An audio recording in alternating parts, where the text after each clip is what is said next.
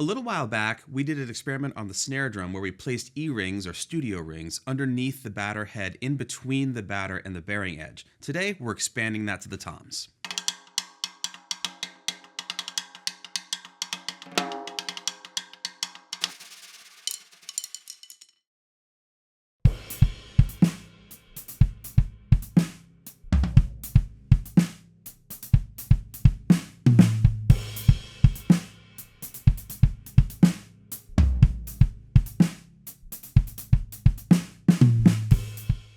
In our previous video tackling this subject, we focused entirely on the snare drum and took it through a bunch of tunings with a very wide ring. Today, we're moving to the toms with standard tom width rings. But for the snare today, we're doing a continuation of our snares only experiment from a few weeks ago, but we are using a narrower E-ring than last time and tuning the snare up a bit higher than we did, more into a medium range, to see if we can get some cool sounds out of it. Today on the snare drum, we're using a coated G1 and we have coated G12s on the toms. These are all single-ply coated heads, which give us as much range as we could possibly ask for in terms of what we can get out of this experiment. Before we go any further, let's hear how the drums are sitting at a very low tuning.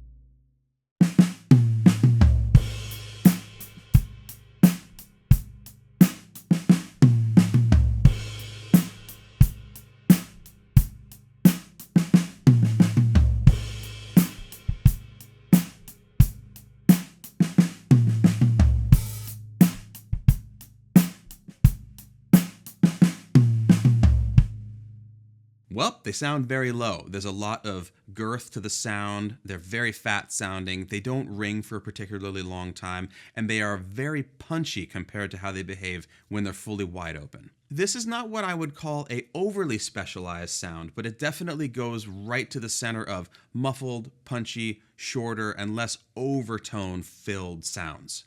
This means that if you are in a situation where you're mixing the toms and whatnot, they are going to have a little bit more separated of a sound, and you're going to get a really compartmentalized fundamental tone out of each one. Now on the flip side, if you listen very closely, we do start to hear a little more activity in the resonant heads on the toms, which also was present when we experimented with bandanas on the toms, because as we inhibit the batter head, we are sending a lot of energy to the resonant head, and it's allowing it to sing more and start to bleed into the microphones. If that, again, is an issue for you, or if it's driving you crazy, a little bit of gaff tape on there or other minimal muffling will do the job.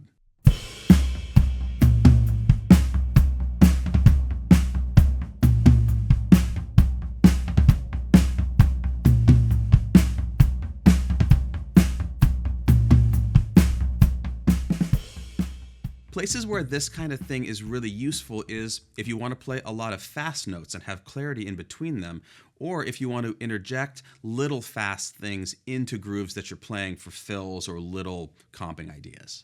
With a lot of experiments on the drums that find us something good, there tends to be something that's tricky about it, and in the case of this, it's crosstalk, particularly between the 12-inch tom and the snare drum. Because we are setting up the rack tom this way, we are running into a lot of fundamental getting shot into the snare drum, making the wires go much crazier than they normally do, and we spent a significant amount of time working with that today to get a sound that made us happy and also didn't overblow things with snare wire sound. For instance, when we started out today, we went for the same super low tuning that we did in the snare only video, which didn't have any toms in it.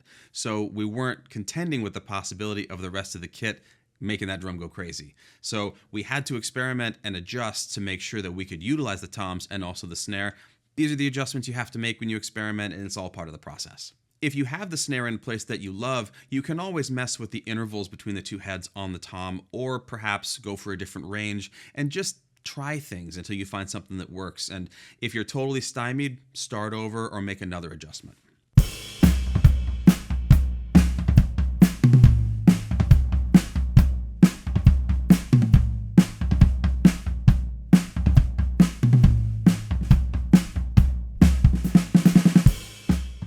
If you're enjoying the experiment today as much as we are, which is a lot, please follow the link below to the Patreon. There's a lot of extra content over there, and it is the absolute best way to help us continue to be able to do this show. Now, let's take all of this up a little bit into a medium to medium high tuning for these drums.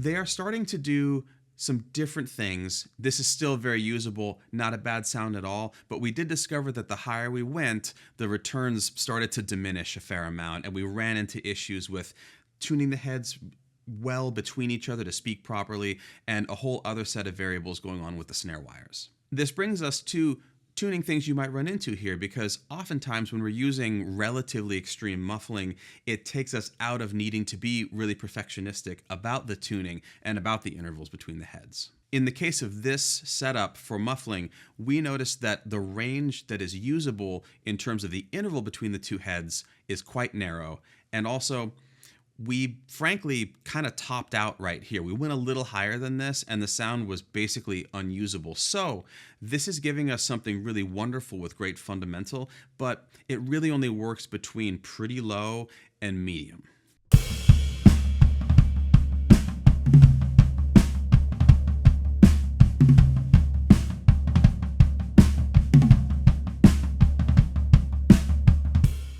This isn't to say you shouldn't experiment with going higher. You're not necessarily going to do any damage to the heads or cause any kind of catastrophic issues, but this is a great place to consider that these are also the drums we have here, and these are the intervals that work for us. These are the ranges that work for us. So when you do this experiment at home, and we hope that you do, consider the possibility that your mileage is definitely going to vary, and you might find something that you love that wasn't anywhere similar to what we used today, just by virtue of the sizes of your drums or some other variable. Additionally, we are starting to also hear, in some cases, some growl going on, particularly in the floor tom. This tends to come from the resonant head.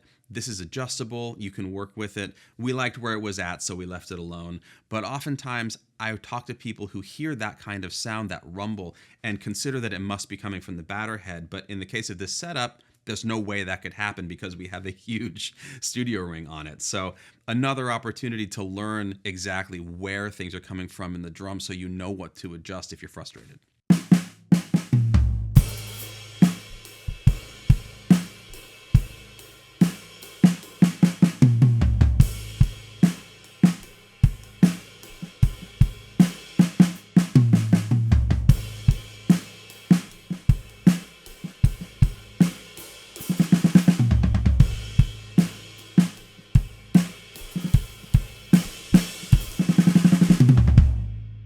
Getting into the real nitty-gritty, with the floor tom today in the low tuning, we were experiencing a lot in the 600 hertz range. The thing is, you can EQ a lot of it out, but it's best not to go for extreme EQing after the fact, because you're going to lose other parts of the sound of the drum by taking out that bit that you don't like. There's a lot going on in there. So everything we can do to be happy with the initial sound rather than relying on fixing it in post-production or mixing, it's all for the better. When we were diving into these tunings today, Ben and I were talking and considering how similar the drums sounded at this setup to having hydraulic batter heads on them.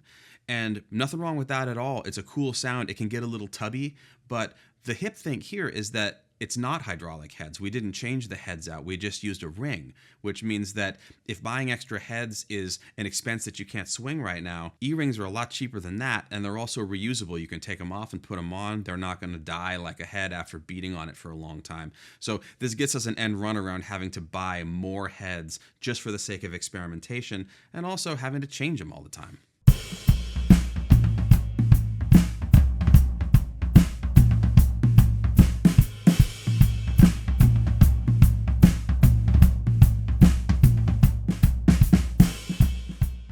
One more important little PSA here. If this sound is not for you, that's okay.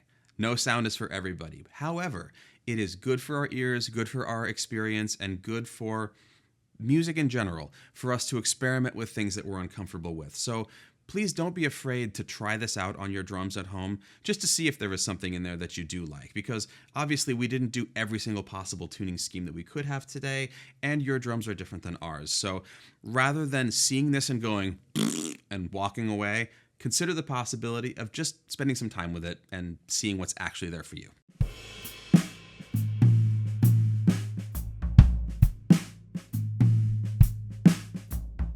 Hope you enjoyed the experiment today. We had a blast with this, even though it was much more challenging than we expected when we walked in here.